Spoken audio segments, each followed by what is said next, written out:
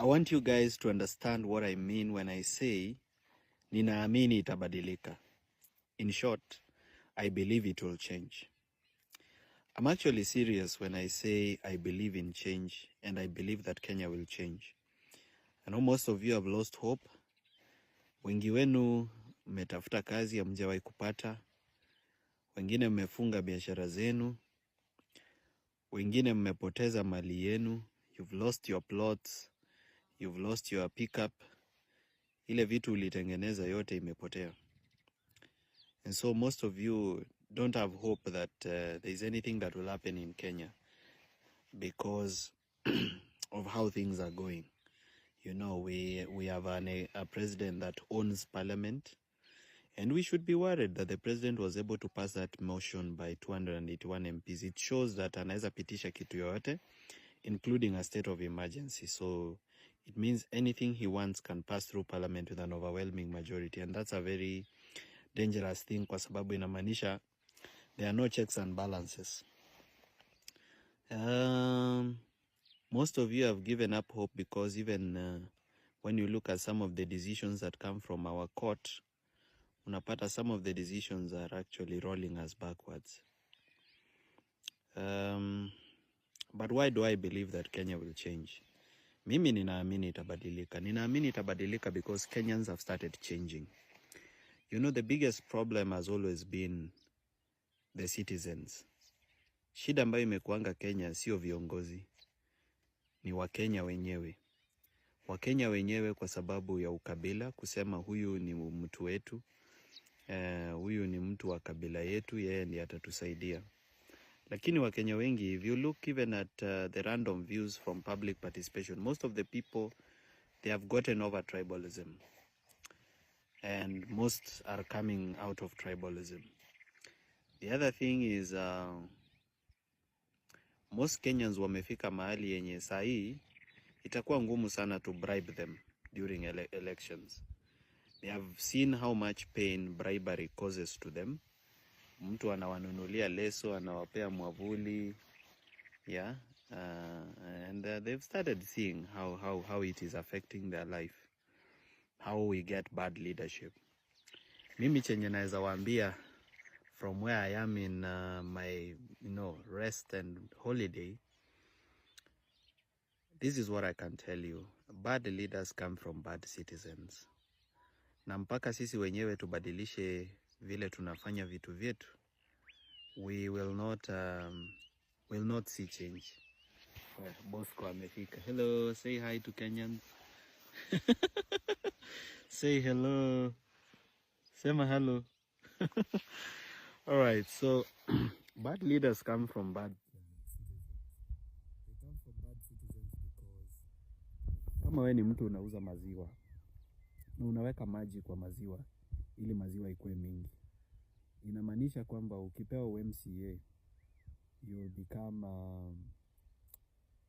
a bigger thief. Kama wewe ni conductor wa matatu na mtu anakupatia 1,000, unamwambia umenipea 100 because hutaki kurudisha change.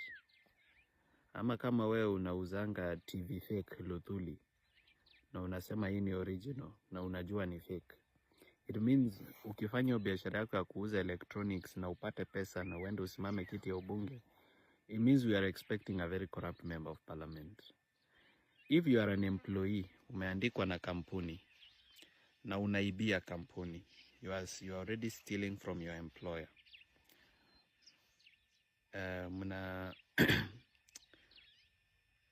It actually shows that if you are given leadership, hata wewe utakuwa even more corrupt than the leaders that we have. Kama wewe ni mwalimu na unakula pesa za remedio, ama principal unakula pesa za remedio ulipi walimu, or kama wewe ni mtu wa kuuza nyanya, unaambia mtu ni 3 mbao, akikwambia niekeza 100, una make sure umeficha nyanya 1 ama 2 badala ya kumuongeza. Kama wewe ni mechanic, umeletewa gari utengeneze, unangoa mafla ya client alafu unasema sio wewe. Whoever you are, I mean, Kama wewe ni mtu broker wa mashamba na unauzia mtu shamba yenye unajua haina title na unajua iko na kesi, lakini haumwambii kama iko na kesi, it means ukifanya hiyo biashara yako ya property na ufike mahali usucceed, ukue mbunge, we are expecting very bad leadership. So we need to check our society values and ask ourselves, what do we believe in, and what are our societal values? That's something we need to interrogate, because as long as we have bad values, we'll always have bad leaders, because leaders are a reflection of who we are. Lakini ile kitu inanifurahisha na inanipatia hope na ndo nasema ninaamini itabadilika, ni Wakenya wameanza kubadilisha mwenendo sana. There is a lot of change happening on the ground. Me, I travel across the country. Even now I'm far away from Nairobi, and where I am, I interact with the locals, I talk to them, I spare some time and have conversations with people in market centers. And people are changing. People are really, really changing how they think. And people are impatient. One of the things I've realized is watu wengi ukiwaambia wangoje paka 2027, they sound very, very impatient. Wanashindwa, tutaumia hivi paka 2027. So Kenyans are very angry and very impatient. So I'm not sure whether this government will actually get to 2027. What I'm sure is that William Ruto is not going to leave power easily. He already knows he has made many mistakes, therefore he may not want an election. And if there is an election, he might want to ensure that that election he has no opponent, so that he wins by probably 98% the way it happens in Rwanda. So we are bracing for very dangerous times ahead. The other thing is that don't have jobs. Na vila hawana kazi, wanahitaji wakule na waishi na wavae. So we are looking at a situation where we might have several criminal gangs coming up because of some criminal elements being able to use the youth, because the youth are available for use because they don't have jobs, they are not gainfully employed. So because they are available for use, we could be seeing the rise of very serious criminal gangs. And we are in Haiti trying to save Haiti, but I think we might head that Haiti way unless, the government comes up with a plan to give youths jobs. Because right now there is no hope. Hakuna hope ya youths kupata jobs. And that's the truth. And it really breaks people's hearts. So there is hope for change in Kenya, but hope for jobs for the youth sioni, because the policies I see from government, they are not serious policies that will, give youth employment. Most businesses are closing, so even the youth who already have jobs, we are going to lose them. Kwa hivyo, kama Wakenya, tuamke, tugutuke, kila mtu afanye chenye anaweza. This is something I always say in all my messages whenever I'm speaking to Kenyans. I always tell them, guys, hii kazi si yangu peke yangu. Najua mimi Morara, sometimes I fight until I get confused. Paka sengine mimi mwenyewe nachanganyikiwa ama nachoka.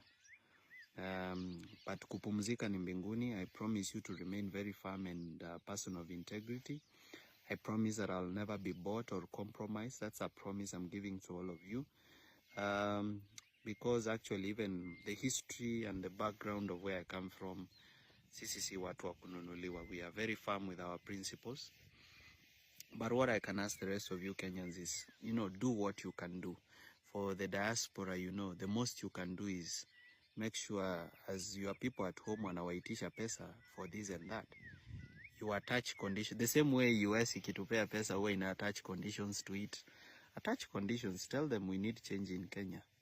Talk to your families back at home. Talk in WhatsApp groups. For those who are providing funding for activities in Kenya, not just for me.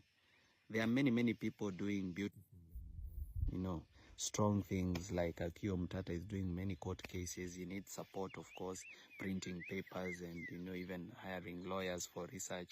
Support these activities. Send your $10, $20, $30, or if you have, God has blessed you with more, you can give.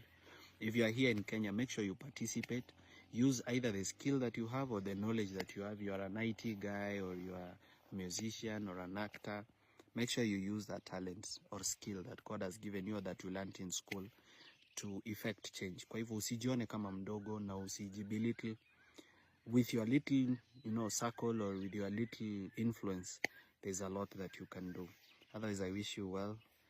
muwe na weekend njema, na wapenda na wajali. Please don't forget me in your prayers.